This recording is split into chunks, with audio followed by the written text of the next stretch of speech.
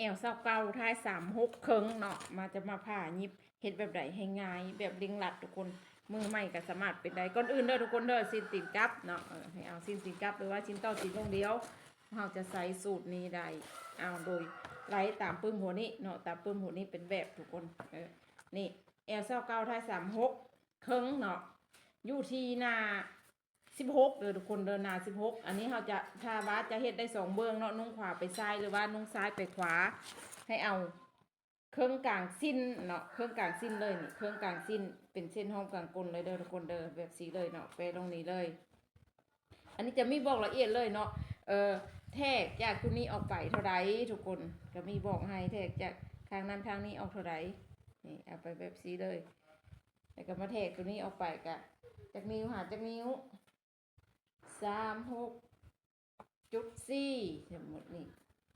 แบบนี้หลังจากนั้นเราได้ตัวนี้แล้วเนาะขั้นตอนต่อไปทุกคนขั้นตอนที่3ซอกหาเกตก้นซอกหาเกตก้นเราจะเอาข้างทางนี้ก็3ครึ่งข้างทางนี้ก็3ครึ่งรวมกันเป็น7เนาะนี่แล้วเราก็จะได้เช่นก้นแล้วก็ท้ายข้างเบื้องซ้ายแล้วก็ท้ายข้างเบื้องขวาวันนี้สำหรับหัวเกตเนาะหัวเกตก็มีบอกให้คือกันเลยทุกคนอยู่หน้าที่46เนาะสำหรับไซส์นี้เนาะหน้าที่46หัวเกตเกตก้นเอาเท่าไร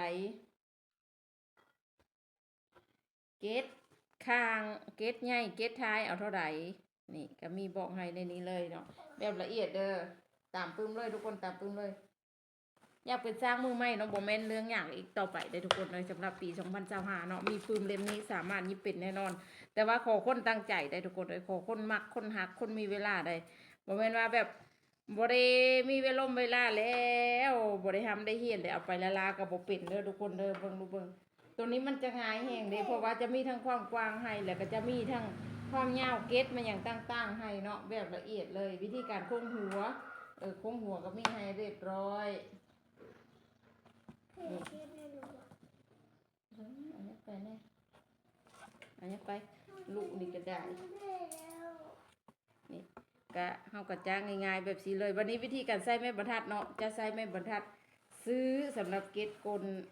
นี่ไปเห็นแบบสีอันนี้คนถือว่าไซส์ธรรมดาปะได้อันนี้นะธรรมดาเนาะโบตุ้ยโบจ้อยไซส์นี่นะถือว่าไซส์ธรรมดาวันนี้ท้ายต้นๆในจักน้อยกันป้าไม่บรรทัดเขาก็จะป้าขึ้นมาจากทั้งเทิงในจักน้อยเนาะประมาณยับขึ้นมาประมาณ2-3 นิ้วทุกคนนี่ทำไปเทศแบบนี้เนาะผู้ใดสนใจสั่งไดเดอร์เห็นบ่ง่ายๆแบบนี้เลยเนาะวิธีการยิบซินจะมีทั้งความกว้างให้การโค้งหัวให้การขีดเกตมาอย่างต่างๆให้เนาะสำหรับไซส์วันนี้หลังจากที่เฮาขีดเกตแล้วเนาะเฮาไปยิบเกตแล้วทุกคนก็ให้ไปเบิ่งตามหน้าที่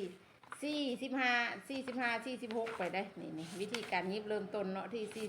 45 46ไปวิธีการมันจะอยู่พีเนาะตัวนี้จะเป็นตัวขีดเกตแล้วเรียบร้อยคือขั้นตอนนี้หน้าที่48เนาะหลังจากนั้นเฮาก็ไปต่อนี่หลังจากยิบเกตมาแล้วก็มาเซ็กแอล